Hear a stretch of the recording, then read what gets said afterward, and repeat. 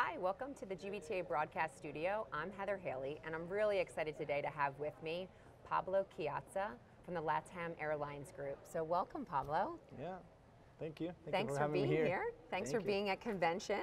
Yeah. So recently, LATAM Cargo was the first airline in the Americas to get the CEIVA Pharma certification. Can you tell me a little bit about that?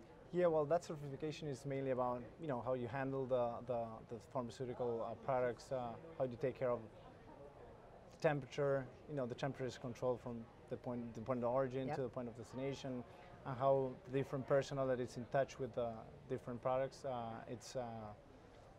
they manage it, and how do they take care of the different products. Actually, it's a huge notice for us, and it's a huge news for us, because this means that we can bring the pharmaceutical products to the people that they need it in a more accurate way and in a more faster way. So we're very happy about that. Yeah, I think it's really important, and a lot of people probably aren't aware. So Yeah. I'm glad you could educate us on that in a little bit. So this was a great year for expansion for LATAM Airlines. Can you tell me a little bit about the expansion, what you're most excited about? And Yeah. Well, during the last, I would say, a little bit more than a year, we announced like 36 new routes. 18 of them were announced last year. 18 of them were announced this year. We're mainly capitalizing the good moment that the Spanish-speaking countries, so that's the way we call the Spanish-speaking countries of the region of South America are performing. The economies are doing good.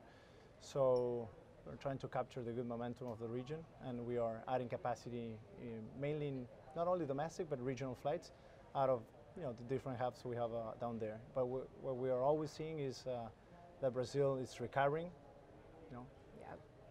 After, I would say, 2.5 of very hard years, and the huge economic crisis that hit Brazil. Well, we're seeing that the country is finally recovering. We're seeing that the recovering it's mainly on the international flights, where we're seeing like more than 40% passengers comparing year over year, which is great news. Yeah. And we're still seeing that the corporate traffics within Brazil are, they are increasing, but they are coming up at I would say at a lower pace than international traffics. So with such a great year of expansion and excitement, what's next for LATAM Airlines? I guess the company is focusing we have like two different business models. One is the long-haul flights, which we are still operating as a legacy carrier, but then we're shifting our domestic flights into a more, what we say, domestic 2.0, which is kind of what could be compared to a low-cost carrier here. So this new value proposition is what we've been rolling out since February this year, and which is the purpose of it. We want to increase our transported passengers by 50% in the upcoming 2 years. So that's huge for us, because we see there's a huge potential in the region when compared to developed countries such as US or developed regions such as Europe.